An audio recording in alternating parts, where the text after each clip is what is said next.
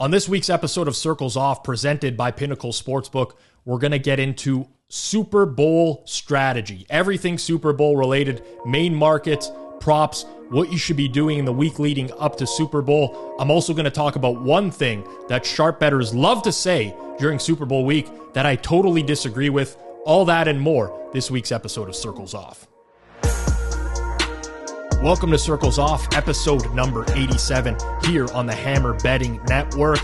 Rob Pizzola, joined by Johnny from betstamp.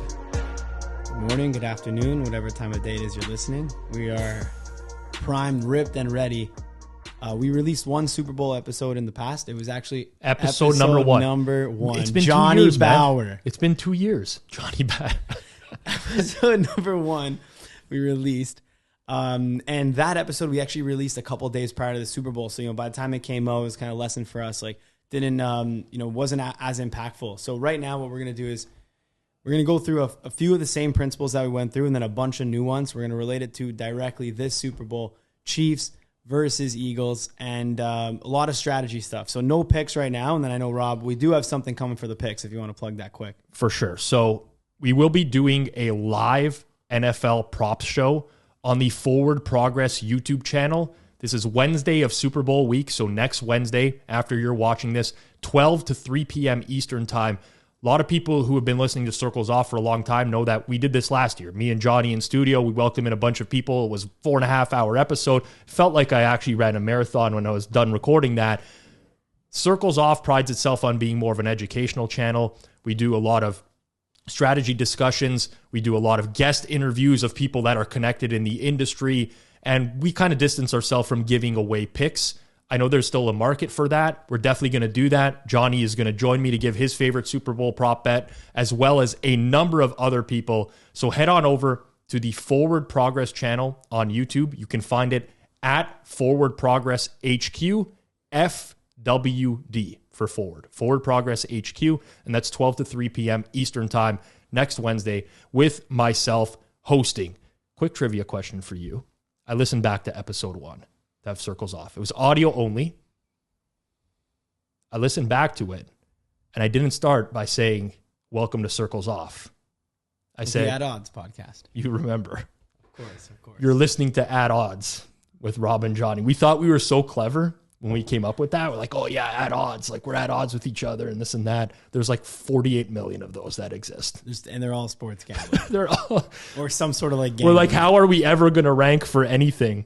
Yeah. With at odds. It was a good move. I think we were that podcast for like, was it 1 or even maybe 2 episodes? I think it was 1. I didn't listen back to episode 2, but we're on episode number 87 here. And we did switch the name to Circles Off, which is we paid homage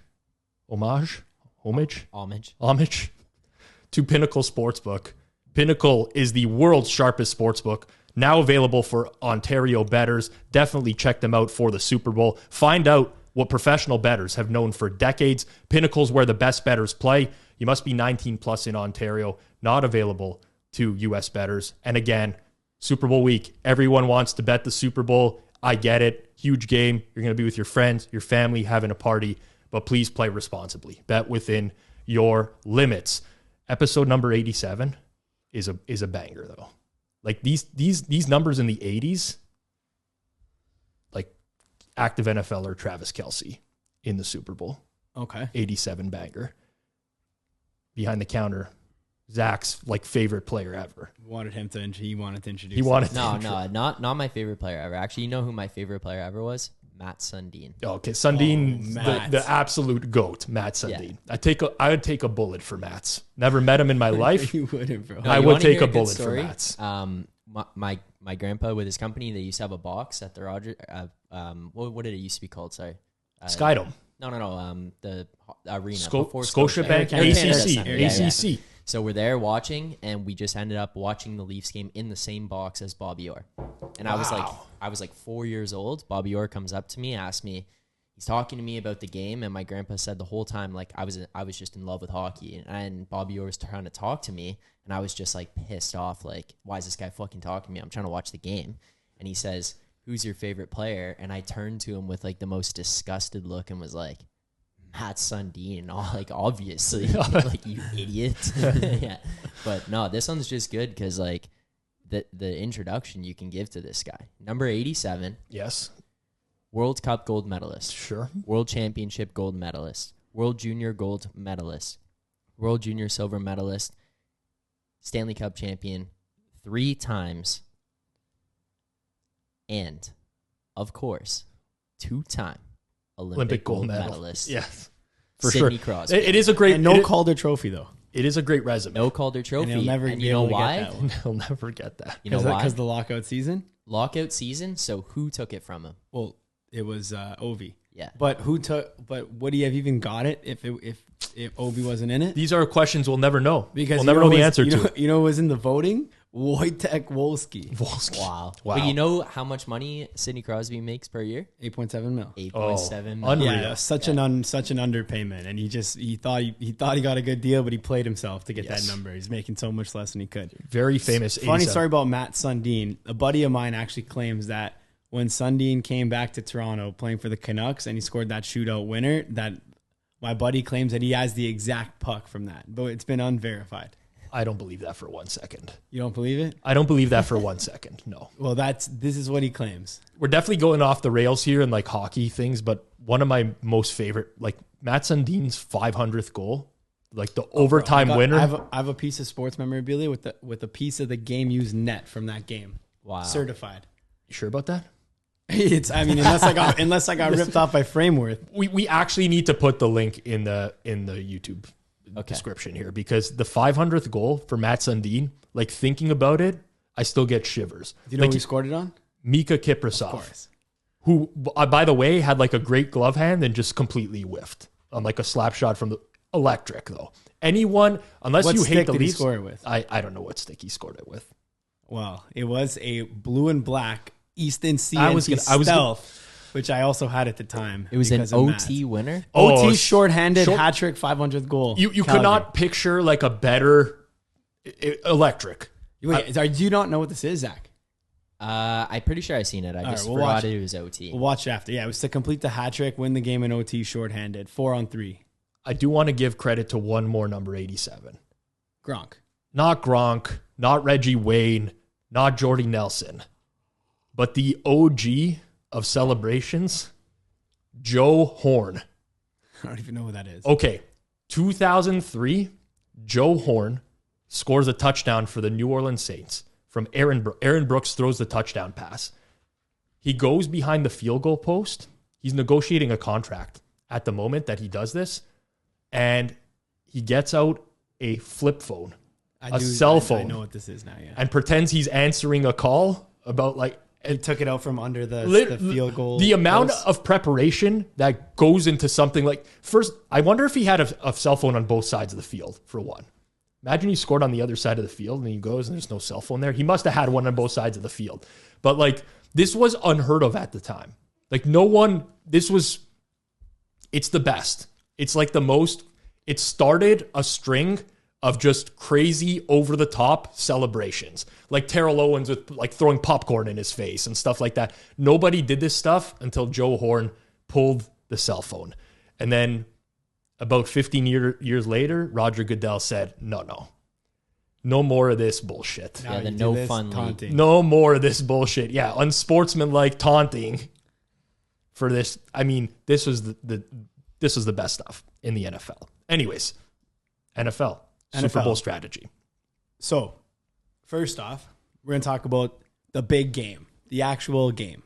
Spread, money line, total. All right, first things first. A lot of movement already. So we had an opening line. You got essentially, okay, depending on where you want to count the opening line, closing line, yada, yada, yada. You had roughly a minus 2.5. What do you want to call it? What's a fair consensus? Yeah, 2.5. Well, there wasn't really a consensus. Let's say minus 2 Sure. over to now +1 settling, 1.5. So basically what that means is the Eagles open, slight underdog. They took a lot of money, and now the Eagles are a favorite. If you want to bet the Eagles right now, you go over to Pinnacle Sportsbook. They got the best line in the market. They are screaming for that Philadelphia Eagles money -1, -06 at the exact time that's recording. As always, if you want to actually check the real-time live odds, just head on over to Betstamp, download the app, and then it'll tell you the best odds. You can set any of the books that you have. But right now, Pinnacle's got the best odds. So what does this mean, Rob? What, in terms of this actual line movement, how is this different from any other game? So the difference is we are recording this on a Tuesday. It'll be airing on a Thursday, but we're a week and a half before the Super Bowl gets played. A week and a half. And there are 3 sports books right now that are comfortably taking 6-figure bets. With rebet. With a rebet. This does not happen on a regular NFL Sunday. On a regular NFL Sunday, takes till about 11 a.m., 12, an hour before game time, before you can get down $100,000 on the side. Pinnacle right now is taking $100,000 on the side in this game. So what does that mean? That means that they are very confident in their price for the game. Now, it's a little bit different because they're going to take more action on this game over the course of any other year, and they're enticing action one way or another.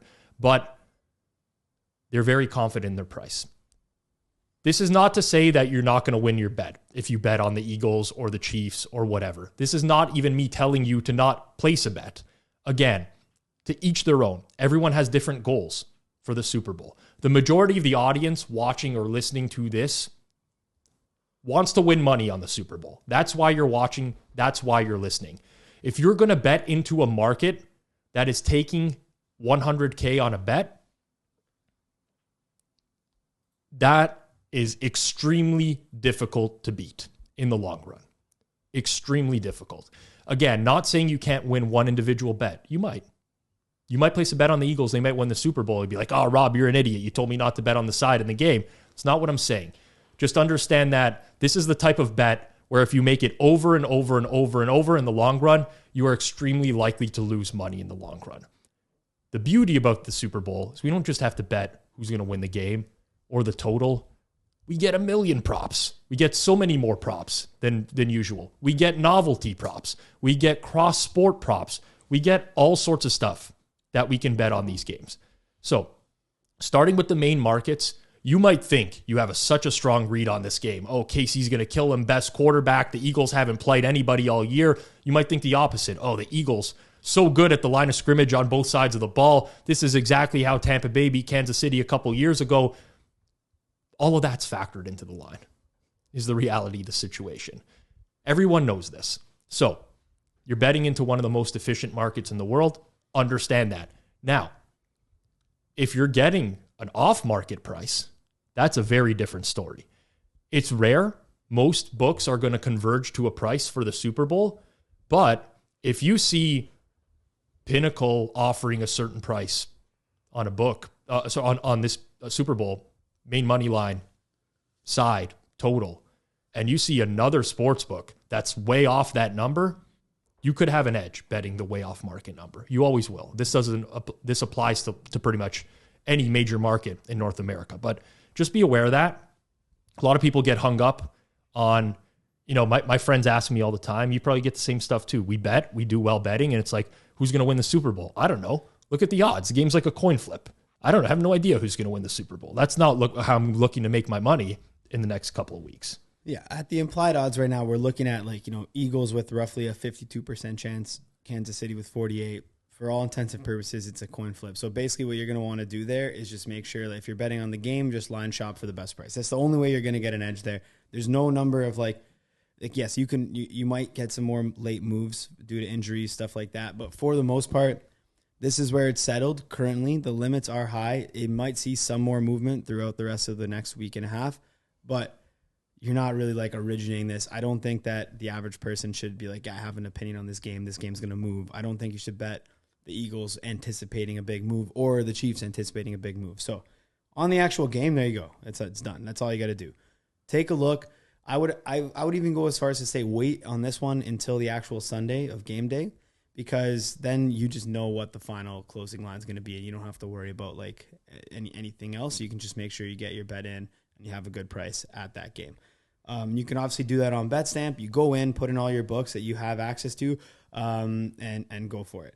Well, like piggybacking off that. So like the first thing you're going to want to do, and again, I'm preaching to the choir of people out there that they want to have some advantage betting the Super Bowl. You want to win money. This is why a lot of us bet. Not everybody bets to win money. Some people just bet for recreation and entertainment. And again, we've always said that there's nothing wrong with that. If that's your approach and it's just entertainment money, go for it. But for those who want to win money, I would get set up in the week of the Super Bowl by finding as many outs as I can, personally, because you're going to have tons of markets and you're going to have all these different sports books who are going to offer different prices on these markets. You're going to have, not as much as you used to, but you're going to have some arbitrage opportunities between books if that's something that you're interested in. Guarantee yourself money because one book has this price, the other has this, both at plus money. There's other ways arbitrage works as well, but you're going to have middling opportunities in some of these scenarios. So again, whatever you can afford. I'm not suggesting you go out and you deposit into, if you're in Ontario, 30 different sports books, if you're like stretching your limits at that point. But if you can shop around for different prices, use Pinnacle, use a few other books, always bet the best number, look for when one sports book is off market relative to the other. That's the first step I would do in terms of getting ready for the Super Bowl. Like I cannot preach that enough. Obviously, for those who've listened for a long time, you guys know, you guys and girls know how much we preach line shopping. It's important, but these are like, it's a little thing that's going to take you a small amount of time to get an edge.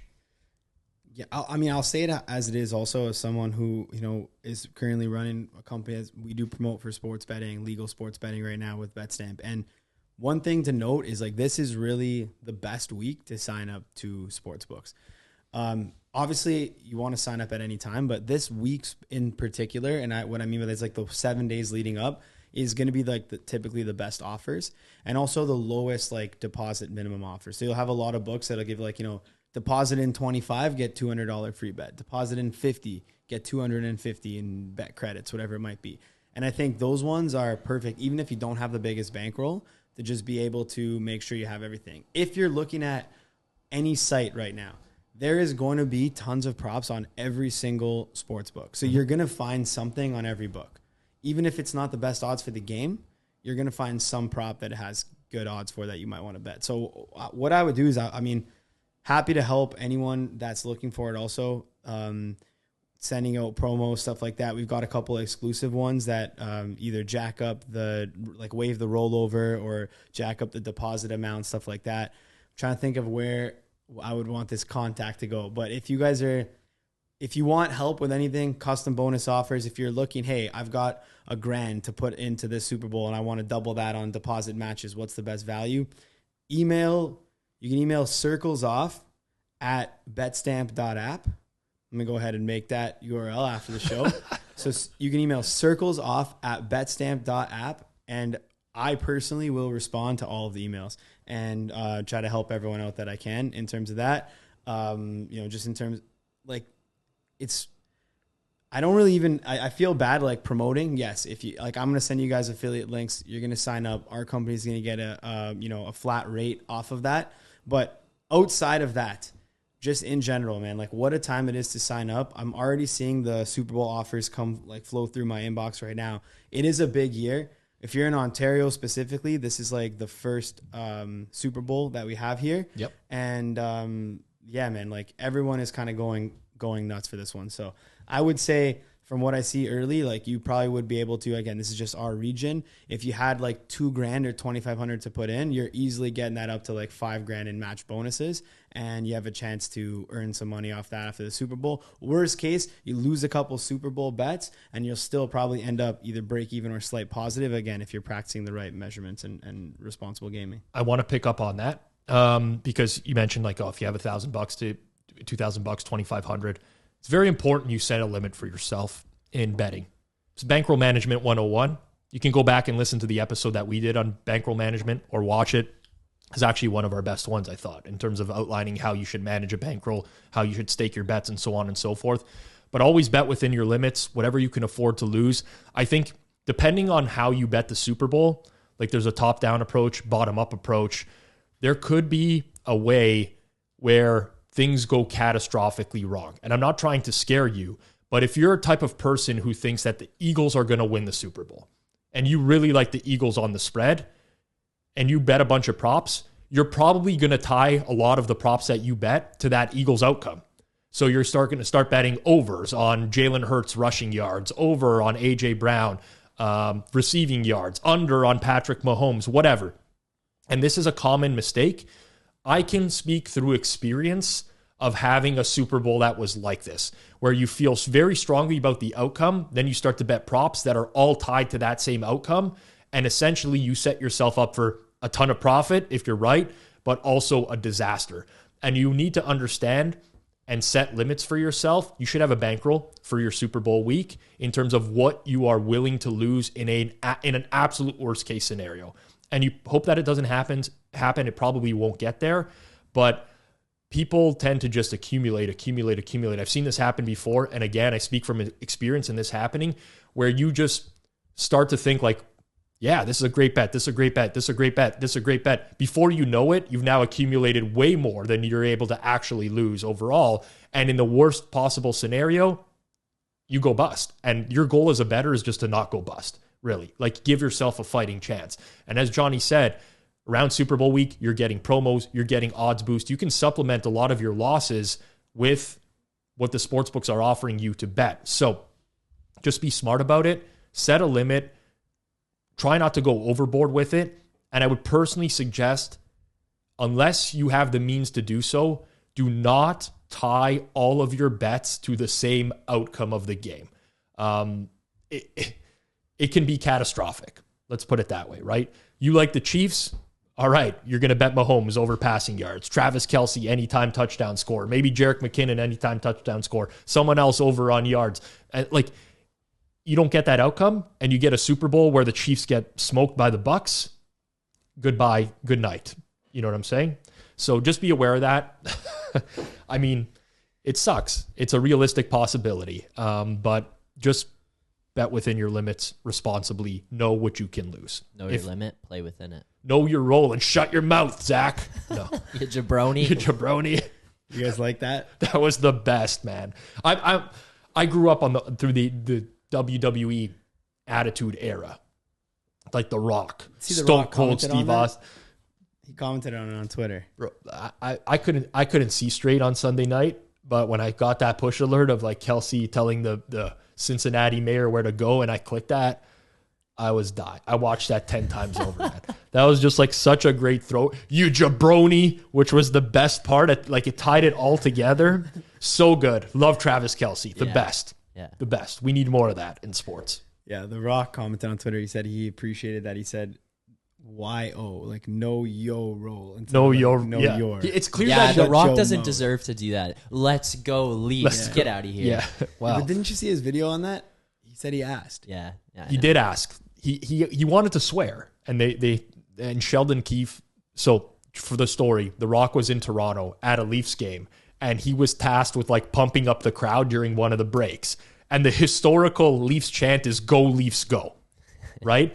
And basically, The Rock was in the dressing room, and he asked the head coach of the Leafs if he could say like "Let's fucking go" or something like that. And Sheldon Keefe, the head coach, basically said, like, I probably wouldn't like be swearing in this type of environment. So kind of threw him off because that's what he wanted to do and go out there. So he went out there and he was put on the spot and he started a "Let's go Leafs" chant, which never happens. No, it's not that bad, but it's like, you know, like New York Jets, they have the chant like Jets, yeah. Jets. Imagine like going to that Jets game and then starting to chant, Let's go Jets. Exactly. It's odd. You're gonna chant it because you're not gonna not do it, but it's just a little bit odd. So, anyways, The Rock is an absolute legend. I'm not here for any Rock slander. And Travis Kelce is an absolute legend for that as well. All right, so let's recap quick. We have, if you want to bet on the full game, your main edge there is you're just going to line shop and pick off the best price you can. If you want to bet on the total or the spread, exact same deal. And then if you want to make the most amount of money you're going to make, I'll go as far as say is going to be through the bonuses and promotions right now for Super Bowl week. So if you are starting with a small bankroll, that's a must go. If you're starting with a bigger bankroll, you already have 5 sites. Take a peek around. Again, send an email. I'll be happy to take a look and see if there's anything that like you don't have that you might be able to. There's a lot of new sports books that pop up. Every couple of months there might be, this book launched in Colorado. This book launched in New Jersey. Take a look. Maybe if you're more experienced, open up one or two more, and there you go. Maybe it might be extra $500 or extra $700 depending on what you're literally gonna have books that give you free money for this. So you're gonna have like books that will let you bet, will there be a point scored in the game? Like it's a guarantee. Yeah, just a promotional bet. Exactly. They just want to get you in the door. Now listen, I'm not saying you're going to get rich off of this stuff. Usually there's like a limit, $50, $100. And if you're a $5,000 bettor, this is not for you. This is not the way you're going to bet the Super Bowl. But for a lot of people out there, the majority of the audience, we know what the average bet size is in North America. It's in and around the $20 range. This is a no-brainer. Like you go in the door, you make a bet that settles right after the Super Bowl. You just made yourself $50. You just made yourself $100. Like you cannot lose it. So it's not a scam. It's not like something that you need to avoid. It's literally there and designed to get you betting at that sports book. Take advantage of it. Take advantage of as many. And like we've done the conversation about boosts before. Like the sports book on Super Bowl Sunday is especially not creating odds boosts to try to trap you or stuff that they know is going to lose. This is a promotional tool to get you in the door. They're giving you, for the most part, very good EV on a bet to get you in the door and to get you betting. Don't fall prey to like the conspiracy theories. We're in a time now where people they can't admit that they just lost a game. Like, I've been betting sports a long time. Referees make lots of shitty decisions in every game. Does that mean that they are fixing the games or have a vested interest in one team winning, or that at the half they check their cell phones and there's a text message from some sort of, sportsbook operator in Las Vegas that says, "Hey buddy, we need this outcome"? No, it can't be, Johnny. It literally cannot be. Could be. It literally cannot be. So take advantage of these good EV boosts. Johnny, don't say things like that, man. No, you're pandering to the audience. Could be. Listen, I'm not saying that it is. I'm not saying that it isn't. I don't know. And I'm saying like to say that it's 100% not fixed. Okay, that's fair. That's that you don't like. That's kind of like, do you understand probability? Like there's a chance. I'm not saying it's high, but there's a chance. There's a lot. It's a one in. There's a a lot of zeros in the denominator. Do I think that the NFL's fixed? No. Do I think that there could be scenarios in which some refs may have bet on the games? Yes. Do I think that has at any point happened in the NFL?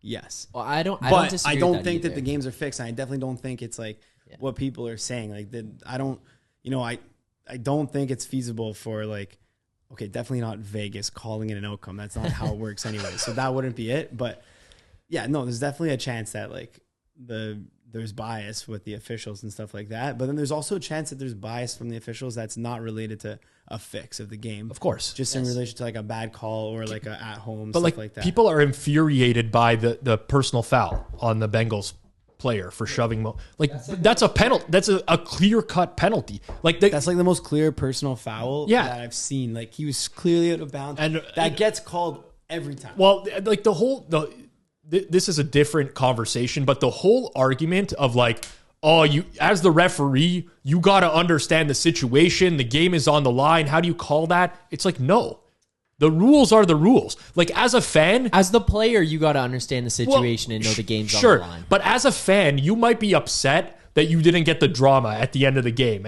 But like the rules are the rules. The rule in the first quarter is the same as the rule on the last play of the game. It doesn't change things. Like, I'll never understand that.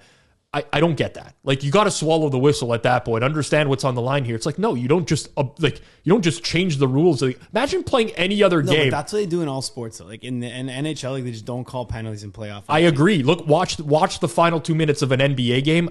I can swear to you, there's times where the officials just get together and they're like, listen, like we're not deciding this because they don't want it to be free throws. That LeBron James massacre. Like. That's the most embarrassing professional sporting moment for someone to ever be considered one of the greatest players of all time that I've ever seen of anybody ever. That was a disgusting act by LeBron James. Here we For go. what? Complaining? We got Skip Bayless behind the glass Okay, today. Skip. Throw a pair. What are you doing throwing a temper tantrum, grabbing people? The game's going to overtime. Yeah, but he did sack up. He did get fouled. Pull up your shirt. I don't care. Put your big boy pants on and go win the game in overtime. That was the most disgusting act of all time. I don't disagree with you. It was a pretty clear foul. I don't disagree. Next thing we know. It doesn't matter. Next thing we know, Zach's, what's your, at Zach Philly on Twitter? At Zach. No lie. Real Just Zach, Phil. just real Skip Phillips. At Zach Philly on Twitter is going to be recording a video of him walking through his kitchen and dumping his LeBron James jersey into the garbage can and walking out, all like pre-orchestrated. But tangent here. That Skip Bayless video of him throwing his Dak Prescott With jersey. the huffing and puffing. With the video starts with him in the hallway. You can see him waiting for a cue that the video is rolling. Then you hear like some sort of clap, which they could have just cut out of this video, by the way. But it's like 3 seconds in, there's just like a clap, pounding of the table or counter or something, and he walks in, like showing the Prescott jersey, throws it in the garbage. Like with the most unnecessary no one would ever throw it. Like it's the most I'm actually uncomfortable watching that, and then storms out of the room, obviously stops recording, takes the jersey out of the garbage, it's right back in the closet again. Like what an embarrassing moment. Like it was so tough to watch. Yeah. I like natural stuff. Like it's not if someone's naturally angry, you're watching a live video, they're naturally upset. I get it. Skip Bayless, ugh. Shivers, but Braun's good. I'm okay. He's also like, dude, that guy's by far the GOAT of NBA. No, are you out of your goddamn mind right now? Dude, no. like the guy's he's still currently playing, and he's still Because he just grabs amazing. garbage minutes in the fourth quarter, puts up 20. Here we and then go. Says, I got 30 last night. Congrats on the 30 piece, bud. he's You still lost by good. 25. You're out of the playoffs. LeBron He's at his still good. LeBron winning titles against that Golden State Warriors team, like it's you can't listen. I don't like LeBron James, but you cannot argue like the quality of the player that he was at his. Dude, he's still good. You guys know when LeBron was drafted, right? 2003. You know what year we're in? 2023. Yes. Johnny.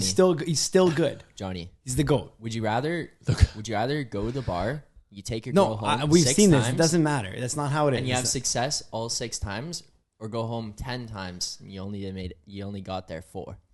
Well, obviously, I'd rather win 6. Well, However, well, that doesn't mean you're the No, best of we're all not getting time. into the championship argument either. Now that triggers championship me. doesn't matter. That triggers me big time. Bro, this guy literally won a chip, and the second best player in his team was Anderson Varejao. It's That true. is confirmed. And if you're gonna be like, no, I don't think Varejao was second. He might have been third. Maybe you make the argument that he was third best. it was definitely a massive gap between the two teams at that point. Massive. No, Braun was legit on Cleveland. Obviously went to Miami, had other players. Then he was back legit again. That guy's actually the GOAT. Braun's the GOAT. I'll give it to him. He's still. It's not even about. At his peak he was this. At his peak he was absolutely amazing. This guy's still playing. That's what you guys don't understand. He's still. No, playing. I'm not saying like I'm not. I get He's it. drafted in 2003. Yeah. He's still playing. Yeah. So is Tom Brady. He's garbage. What do you want me to tell you? No, but and Brady's the GOAT. He just won a Super Bowl 2 years ago. we can't. I'm gonna get. So he is the GOAT based off of career achievements. Yes. Is Tom Brady the greatest quarterback ever? No. I'm going to stand by that. He's the best football player. I cannot take away his rings, but let's look through every one of those runs and how impactful the defense was in those Super Bowl runs. Went to more Super Bowls. I know. I'm not. He's amazing. I listen. This is like when he was on the Pats. I know they had good teams. Like they didn't make the playoffs for one season. It was when he tore his ACL. Yeah. Matt Castle went 10-6, didn't make the playoffs. But that's what I'm saying. Like Brady was so good. He's amazing. Don't get me wrong. Longevity. Yeah, it's very hard to argue that he's not the greatest of all time. But when I'm thinking about, know, Jim, like I would take Patrick Mahomes over Tom Brady. Yeah, if he does it for another he won't. 12 years. No one will ever replicate that. Then there you go. That's all it is. It's about for me, longevity is super important. And I know there's different ways to judge the greatest of all time. For me, doing it for 1 year, like, you know, how many guys had a good year in sports, in all different sports? How many guys had a sick year? A lot.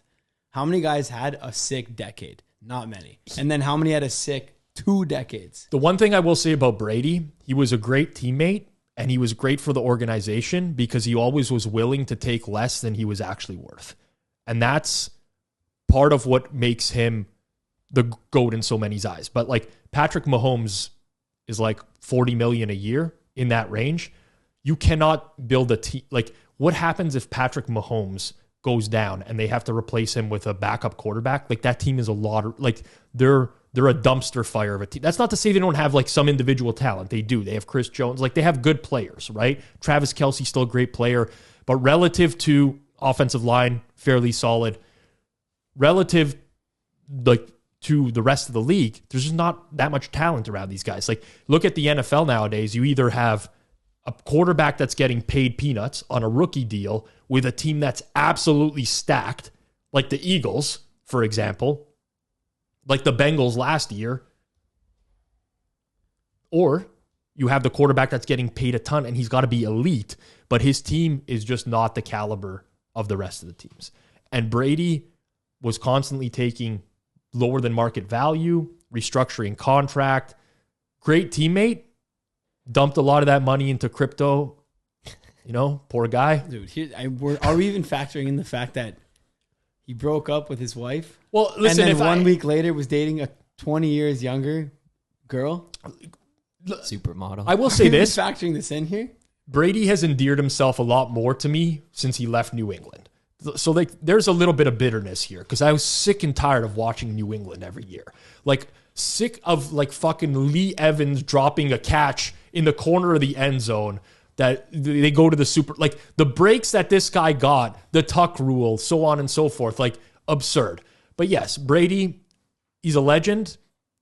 It's a little bit easier though to build a team around a guy who's willing to take a pay cut because his wife is actually worth like 10 times more than him at the time. Guy didn't have to worry about it, but yes, his girlfriend is Veronica his Rajek. new girlfriend. Yeah. Oof. Okay, how about this? You guys are not even factoring this. Braun. Everyone hates him. Everyone has so much hate. All right, how about this? Braun, not a single scandal. Been in the limelight since 14 years old when he was just getting into high school ball. Not a single scandal. Except for people said he was racist because he did Taco Tuesday that one time. But other than that, though. That was... No. Other than that, which is obviously whatever. Other than that, he's never actually had a scandal. Like, no, same whatever. Same girl, same wife, good family, 2 kids, whatever. I don't know the guy personally. I'm just saying, well, this is what is in the media. This is what's in the media. Nothing. No scandals, no off-the-field incidents, no stupid suspensions, no crime, no nothing. And what does he get jobs for? Like, oh, he's a baby. He's a crybaby on the thing. There's literally players who had to get... Well, Michael Jordan had to step away from the game for whatever alleged gambling addiction. And alleged, all this stuff. He had to step away and go play baseball. Braun is the GOAT, man. That guy's been in the limelight for that many years. Still playing well now. To also survive that much NBA at this day now is crazy. I will also say that the players' antics are open to interpretation. So it depends on how that player is viewed in market, like the popularity of that player and whatever, because there are lots of times where people will do exactly what LeBron James did there, and it will be celebrated as like, this guy cares about the... He wants to put how much he wants to win. Exactly. Like, he's a competitor. Like, Michael Jordan was a baby as well, like that. Okay. Michael Jordan was a complainer. This was long before like the new day of NBA where they complained on every foul call. Like, someone's going to the ref. Like, it's a different game now than it was 20 years ago, 30 years ago. When I was growing up, like, people would literally try to kill people under the basket. I'm talking like, look at the Pistons they would talk before the game of like, someone comes into the paint, like, you're gonna fuck them up. Like, you ain't coming into the paint again. Like, these are the type of things that they dealt with back in the day. So it's a different game. But like Jordan, he was a complainer. Like, if he didn't get a foul call, he would complain about it. Yeah, but And they would just call fouls. That's on Jordan. Like that was the game the game. is also different now. Like LeBron survived like almost 3 different eras of different games. Like when he started, it was a different game. Whatever. That guy's he's just still doing it today is the main factor I get. Plus no scandals, all the stuff. Yeah. Okay. Sure. He's a bad teammate because he like went at J.R. Smith when he didn't call that when he didn't shoot it. Yeah. No shit. Low GM. When they're on the Cavs, like, dude. They had a win there. J.R. Smith just held it. He thought they were winning. He was trying to hold for a foul. Went to OT. They ended up losing to Golden State. Yeah, of course they're going to be mad. Like, it is what it is. It's not a bad teammate for yelling at his teammate that made a bad play. Absolutely. I do want to get back on track. We still have a few more things to cover here. Timing of bets. When to bet for the Super Bowl. Overs early, unders late. Agree? It's used to be a little more pronounced later. Now, not as much, but for the most part, yes. For the most part, yeah. Like as a general rule of thumb, yes. I agree with you. It's not as it once was, where it's like it is like you have to do it. Obviously, especially now with the emergence of so many different sports books and the ability to line shop, you might find like an off-market under that I would still hit now, rather than just waiting until game time. They're few and far between, but just so that people are aware, you obviously probably know this, but there's a shit ton of handle on the Super Bowl, betting handle. Sportsbooks take a lot of money. There's a lot of people who never bet over the course of the year who are going to bet the Super Bowl. Do you think that the average person is coming in to make their first bet and fire an under? It ain't happening.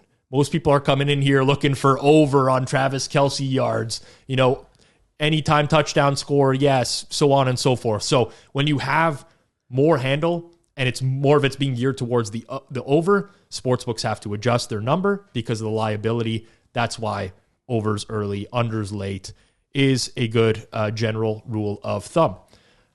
Novelty props. You can bet a lot of them. Coin toss, Gatorade color, anthem time. How many times will whoever be shown on the screen? Not to bet the coin toss. Yeah, absolutely. Tell them out there. Yeah, I mean, again, you have to know. I don't even know if this is like legal. That's why I'm saying it. But like, okay, don't you have a buddy that wants to bet tails? And if you're gonna bet $10 on heads, you don't have a buddy. Like you got to place it in your sports book at -110. Don't at the Super Bowl party. Like I mean, don't do that because you shouldn't be betting. Crossing with friends, whatever it is, but like, I don't see how you go into your sportsbook account and place $11 for 10 on tails. I'm gonna suggest you line shop the coin toss because you also line shop. There is going to be a sports book, at least one, that will offer +100 on both sides, which is not a bet that you're expected to win in the long run. It's a 0% EV, but you're not going to get better than that. 50-50 chance of the coin. And by the way, don't get into the conspiracies of like one side of the coin is weighted this much and the other, like, please. There's a chance. Oh, sure. There is a chance. Some people look at like the historical flips of the ref. I mean, I don't know what to tell. I don't know what to tell you. But we forgot about the best angle. Did you see who's ref in the Super Bowl? Carl Jeffers. Unfortunately, the Bills aren't involved, or else it would have been a lock if the Bills were there. Oh, man. I mean, I guess you want to explain what that was? Or no? Yeah, Carl Jeffers, there was a conspiracy theory going around started by Warren Sharp, who I don't respect at all. Basically took a very small sample size of Bills games and said, in games that Carl Jeffers has reffed over the course of the last 5 years, arbitrary sample size, they were like 8-1. Conveniently left out the fact that the Bills over the last 5 years have an absurdly good record and that this could just be chalked up to random variance, and thought it was absurd that Carl Jeffers was going to ref the Bengals and Bills playoff game this year, and that the fix was in, so to speak. Obviously, it wasn't. The Bengals won the game. The game was officiated very evenly. I mean, if anything, you can argue that it was in favor of the Bengals with some of the calls that were made. So that's what it's in reference to. Just don't fall trap to like that type of BS. A lot of this stuff is easily explainable. Not everything has to be a conspiracy or something that's orchestrated by the NFL to get the game that they want. Guess what? people are going to watch the Super Bowl. People watched the Rams and Bengals last year. Wasn't the most exciting game. Probably not the Super Bowl that I'm sure the NFL would have much rather had Chiefs 49ers in the Super Bowl last year, who both lost in the conference championships. They got Rams Bengals. People watched it. Turned out to be a close game. Entertaining. Like, please. So we're going to see, obviously, on these novelty props, Rob, I think, well, you wanted to mention one point. I'll let you go ahead. I see this with my group of friends every year, right?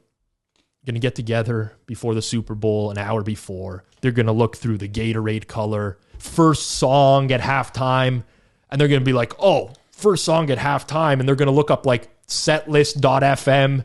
And they're going to be like, oh, who's the halftime show this year? Rihanna. Oh, Rihanna always leads with this song, whatever. It's a lock, plus 500.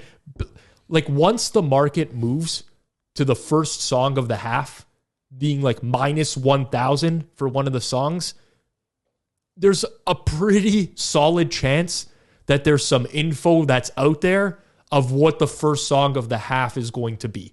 It's the same thing with the anthem time, right? Get together with my friend. Like, I've mentioned this on the show before, but like around the Super Bowl, lots of information leaks. People in the sharp betting community are texting each other what they've heard, what's going to happen, so on and so forth. And I get a text every year with someone who thinks that they know what the anthem time is going to be that ends up being pretty close to the actual anthem time. I'll literally tell my friends and they still think that they have an edge by looking at past anthems on YouTube and watching and timing. It's like, no, you don't. You do not have an edge doing this. So don't bet into the market that's moved to minus 1,000 because of insider information, like what color the Gatorade is going to be and whatever.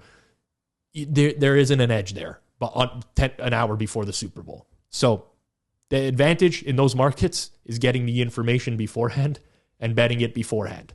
And then the market is going to correct, just like any other sports betting market, and there's no longer an edge. But don't be that guy who's like, oh yeah, like I'm looking at the Prince set list, and this is what he was. Red Hot Chili Peppers, this is their set list. It's like, doesn't matter. This is a Super Bowl. It's a different event. They're not playing a 2-hour show to their crowd where they're trying to stagger songs in a certain way. Yeah, they also don't play the full song. Exactly. Like it's completely like it's all orchestrated. People, they rehearse this. There's people out there that know what the first song is. So just they're novelty props. I get that they're fun, and also tangent here. If you're in one of those pools where you're filling out props, like with all your buddies, right? Office pools or whatever, look at the odds of the outcomes. I cannot believe how many people do not do this. Like, just go to the sports book. If you got to pick Gatorade color on the sheet and there's a minus 750 on the Gatorade color, that's probably your Gatorade color. That's your guy. That's your one. That's the one you're picking. Like, I can't...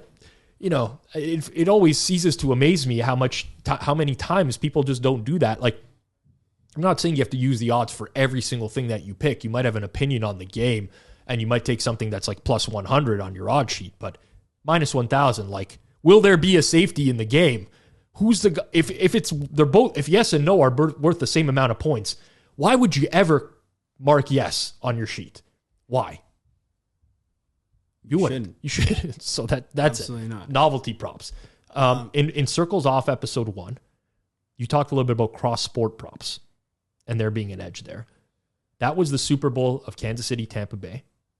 I did very well on cross sport props that year. I did well on cross sport props last year. I think this is one of the higher edges on props in the entire market. Okay. Why is that? Because you can just hawk injury. You can hawk news for the other sports.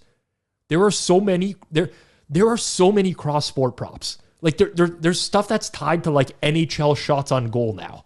Like NBA player minutes, points, and whatever. It's like a NASCAR time, whatever. I forget what it was. Right. But so for people who don't know what I'm referring to, you might have a prop that's like, I'll just use an example.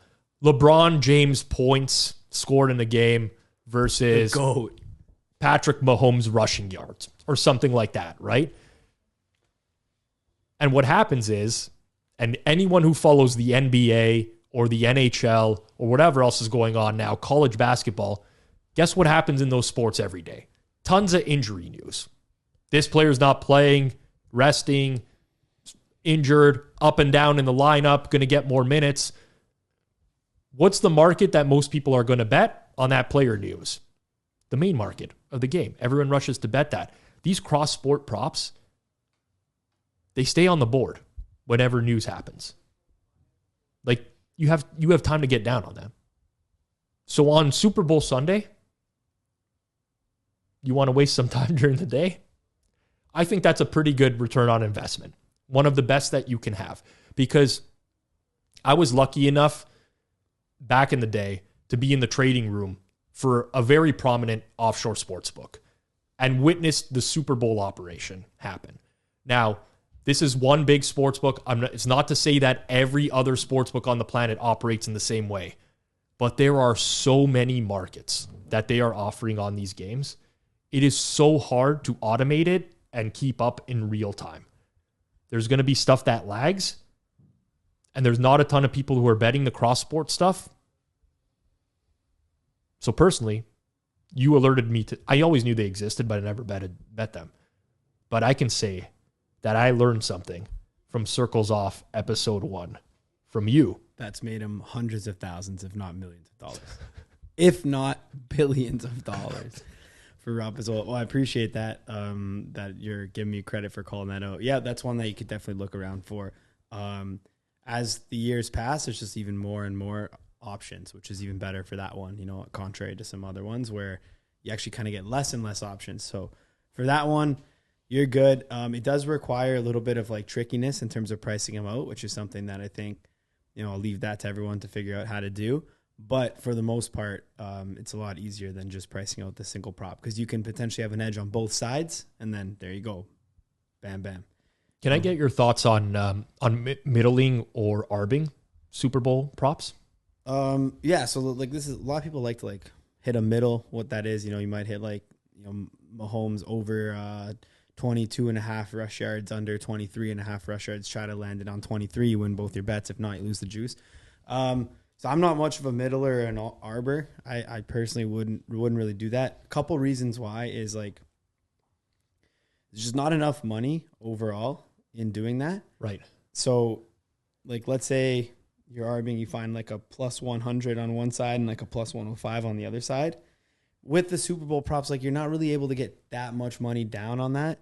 So what ends up happening is, you'll make a couple bucks on that. On average, you're going to make like $2.50 profit on that. It's probably going to bet $100 on each, for example. Yep. Maybe you could get $1,000 on each, might get you $25 in, synthetic profit. But is that really enough for what you want to do?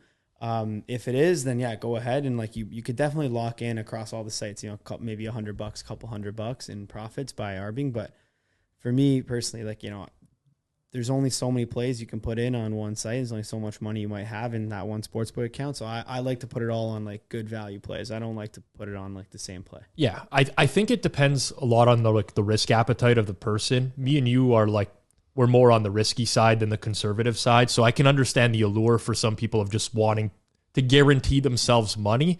And there's nothing wrong with that, to each their own.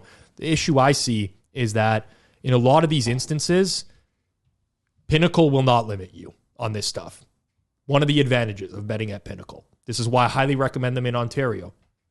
You want one side on Pinnacle and arb the other side on another sportsbook, go for it. Pinnacle's going to be completely fine. It'll never be an issue. The other sportsbook, if it's a more recreational book, is very likely going to limit you. They're very likely going to look at the price history and say, oh, this was an arb at the time. Mark this person's account. It's tougher to keep accounts open that way as well. Like, it's tough to keep accounts open in general for those who are winning, but it's just another barrier that you would have to overcome as well.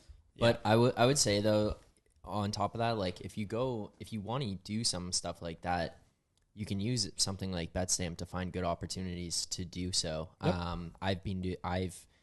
It's not like the primary thing that I've done, but over the past couple of weeks, I've found some stuff on betstamp that has been like actually like comical. Like there was an NBA total last week. I hit the opener over 190, closed 220. Come on, which game? I'll find it after. It was a Heat game against Bucks, I think, like 2 weeks ago or a week ago or something. So I hit over 190 plus 115. There you go, and bro. then close the other side. So like things Did like you that. win or lose that one? Yeah, won both sides. Yeah, landed like 210, 212. Oh, you middled it. You hit the middle. You went for the middle. I middled it. I was like, this is way too big of a thing. But the other thing is player props you're talking about. Yep. Using the betstamp app, use the player props section. You can go in there and click on different players if you're looking through.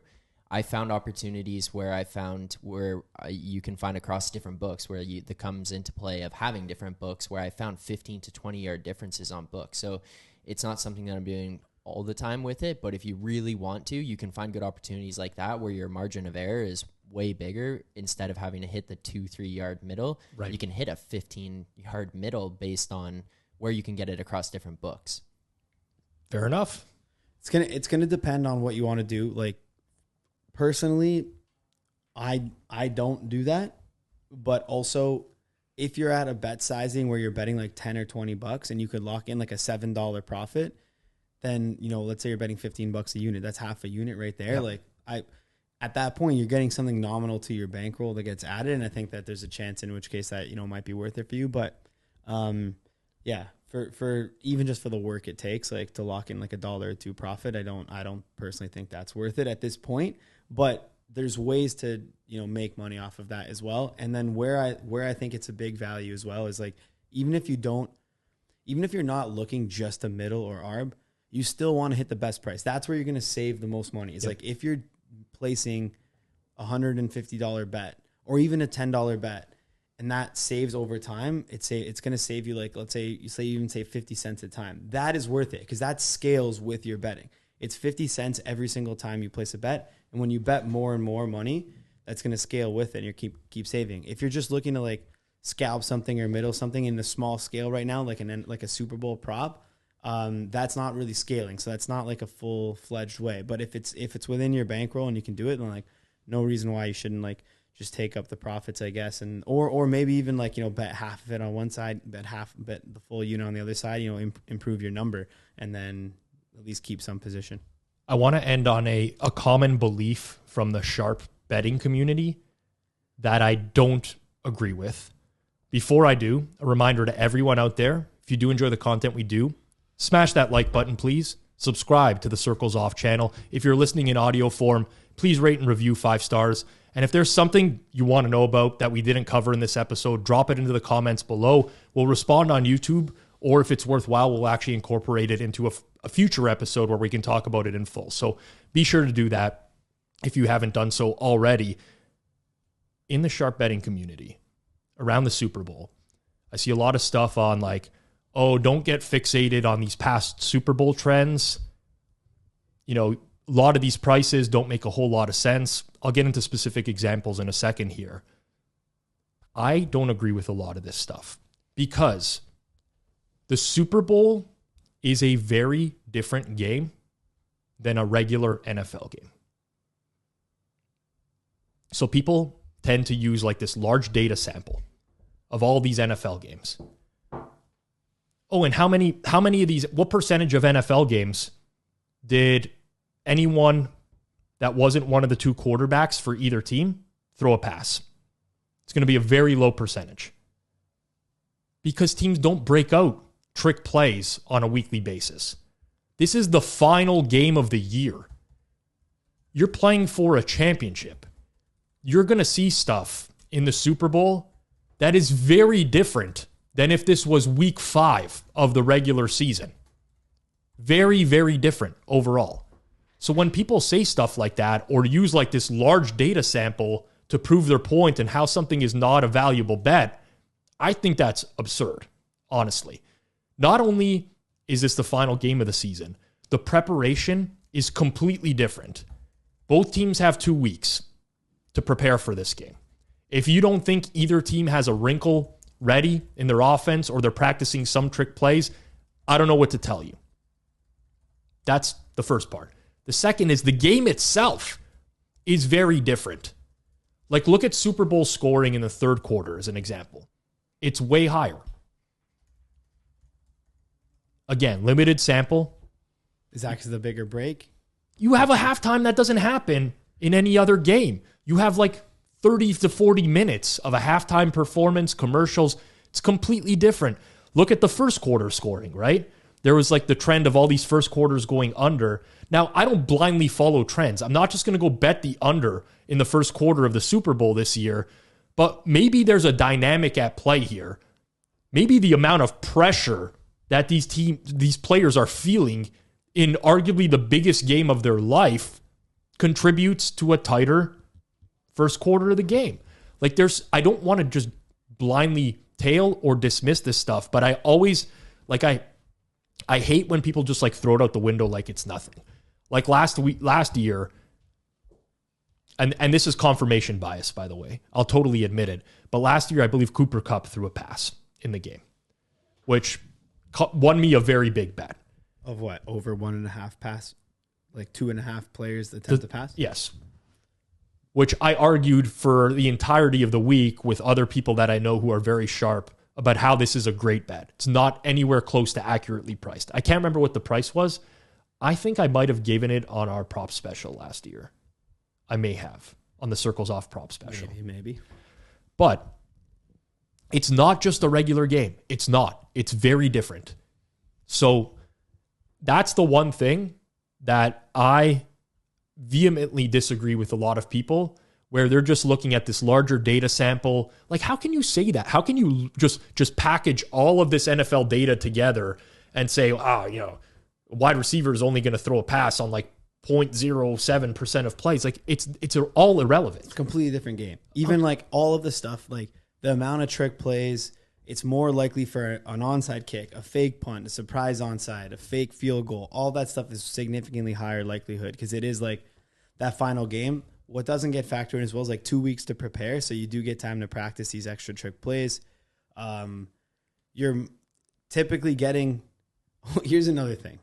A trick play or like a going for it on fourth down and stuff like that are plays that are in theory higher EV and better value for coaches. And the dust coaches in the league don't do these, and those guys aren't in the Super Bowl. So it's another thing that you always typically get a few good coaches in the Super Bowl versus people who are like never gonna who are gonna punt it on. Although the Chiefs did have a pretty brutal punt.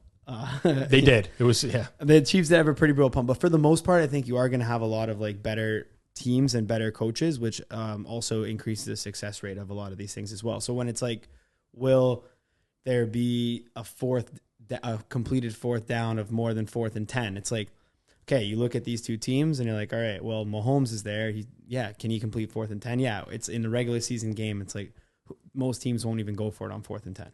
Agreed. I want to just backtrack because I did not give that out as my best bet last year. So I don't want to tout Pizzola touting his record. I did, however, give shortest touchdown under 1.5 yards, which cashed and completely screwed you. Do you remember the bet you gave last year? I gave Matt Stafford for anytime touchdown 40-1, and he got the sneak on the goal line, and then he missed it, and then they gave the 1 yarder. But honestly, I consider that a moral victory for that prop. No, that's exactly what you're hoping for. You're just hoping for that one play. You got the sneak. It didn't work. You know what's crazy is like the QB rushing in the Super Bowl is like I love that edge. Like the QBs over on rushing in the Super Bowl has in theory been great, but it's mostly for the non-rushing QBs. These guys are like Hurts and Mahomes are not QBs that have like a 0 yardage total. So it's going to be kind of sad today, but would have loved to get like, for example, if it was, I don't even really know what a good example would be, but like if there's a QB who doesn't have a rushing total, like a Tom Brady, like a Matt Stafford, like those kind of players, then you're actually getting, or like a Jimmy G, then you're getting value on like them hitting like a 5 or 6 yard run, which happens because again, body on the line, John Elway. Exactly. This is what I'm saying though. Like it's the same people who are playing all these rushing yardage totals over in the first round of the playoffs for the quarterbacks, right? They were, in my opinion, they were priced like it was a regular season game. Now the market caught up to that, by the way. It always does. It always does. So like, it's not just like a thing you blindly tail, but the divisional round of the playoffs, or the wild card round of the playoffs, these quarterback rushing totals were just like regular season games, not inflated enough. and all these overs hit, then you see the next week they're all adjusted up. And then by the time we get to this week, we got like Jalen Hurts at 47.5 rushing yards. Like it changes over time, but body on the line. Like it sounds like a narrative, and maybe it is, but like it makes logical sense, right? I'm a big believer in just applying logic. I don't like trends that are like, this quarterback is, I don't like the Trevor Lawrence trend, the Saturdays in his life. Well, of course, like look at all these games he played at Clemson where he's like a 28-point favorite on a Saturday. Yeah. Then played an NFL game on a Saturday, and you're going to tell me you won the one. Yeah, like come on, I don't get. In terms of like the narratives to avoid, though, I will say like you're gonna get a lot of stuff that ends up being like articles like these are the 7 best here are the top 10 Super Bowl trends you need to know before placing a bet on the game, and a lot of those, for the most part, are just complete trash. Like so, anything that has to do with like the winner of the Super Bowl is the team that won by the most in the previous round. Like all of those are just straight trash. Like it's nothing. But to be fair, like to Rob's point, like you don't want to throw out everything because there are some stuff that's different in the Super Bowl. So like there's likelihood that there's more just overall randomness in trick plays and that stuff. Look at Packer. Julian Packer, the CTO of betstamp, came in studio last year and we talked about all the picks. He gave out Cooper Kupp over half a rushing yard, which in my opinion, like is negative EV for the season. Exactly. Horrible if you're betting that in the regular season. In the Super Bowl, very different. So the Chiefs are going to run so many trick plays too. Andy Reid is the kind of guy that like he's definitely got all these in his back pocket. The Eagles will as well. I mean, it's going to be crazy. So in my opinion, I mean, listen, I think we're likely to see some sort of trick play because you have Andy Reid on one side, and honestly, you have the Eagles who have been smoking teams for the majority of the season, who really have not had to run out like that play that they might need to change a game or swing a game or something like that. You just got to hope it's not a flea flicker if you're betting the over 2.5. Yeah, and then it's just the same. Yeah, because then it's the same quarterback who throws it. But I don't know. I mean, I think it's fascinating. I love betting the Super Bowl. I hope everyone enjoys betting the Super Bowl. For those who want specific props picks, again, we will be doing a Super Bowl props episode this year. It's going to be on the Forward Progress YouTube channel. The link is in the description below, or you can find it yourself, Forward Progress HQ. If you search it in the YouTube search bar, 3-hour live episode. It's going to be good. 12 p.m. Eastern time next Wednesday. People just hopping in and out, giving their favorite prop bet for the Super Bowl. Yeah, and to be honest, for the most part, I mean, we did have a profitable last I think year. We finished up 6 units, roughly in that range. We went up 6 units. Listen, it's obviously randomness. Yeah, because Lay It With Luke was in here and he picked Jesse Bates plus 550. Listen, no guarantees that that we're going to be up this year or anything like that. But what we can guarantee is that we're going to give you like, it'll be anytime that we give out something, whoever is giving out the pick, we'll try to ask questions, and it's not just going to be one of those like, they need to get Travis Kelce involved in the offense if they have a chance to win. And whenever Travis Kelce gets 2 touchdowns, Chiefs wins. They're going to try to get him 2 touchdowns. Like that's not the analysis we're going to give you. No real use in going back and watching last year's show, but a lot of times we gave out like specific angles and stuff that we might have thought of that some hit, some didn't hit, but for the most part, we're pretty good value and good for the listeners. So if you do even want to go back, it's like a 4-hour episode. You'll probably, if you're a real keener, you will pick up a couple tidbits of stuff that someone said last year that you might be able to use for this year. And listen, if you can tune in live. I cannot promise that the market will not move while this is happening. Oh, you got to tune in live. Tune in live if you can. What time exactly? Did 12 p.m. Eastern time, Wednesday of next week, 3-hour episode. Say the date. You know it? Yeah, I do know the date. Wednesday, February 8th. Wednesday, February 8th, 12 p.m. Eastern time. Tune in live if you can. So we're starting it at 12. Yes. Now, if you can't, I'm gonna have to get the near the end slot. Yeah, that's no problem. No worries. We'll book you. You're. I'm on a different time. You almost gave a 40-1 winner last year. How do we not? A loser. How do we not get you in one of the prime time slots? I gave out a winner on all the other shows I was on, which I was on like 4 shows. You went for. I appreciate that you went for like the glory pick, and I probably will go for another glory pick this year. It wasn't like a stinkery do pick like Chernoff going for the glory and showing up here with like Cam Akers alternate rushing yardage totals or whatever. Big churn, you mean? Big churn, baby churn. he may be joining us. Find out next week, 12 p.m. Eastern time on the Forward Progress channel. Thank you very much for listening to Circles Off, episode number 87, powered by Pinnacle Sportsbook. If you're in Ontario, be sure to check out Pinnacle for this Super Bowl week. I cannot recommend that enough. And everyone out there, a reminder, have fun. It's the Super Bowl, but please bet responsibly. We'll see you next week.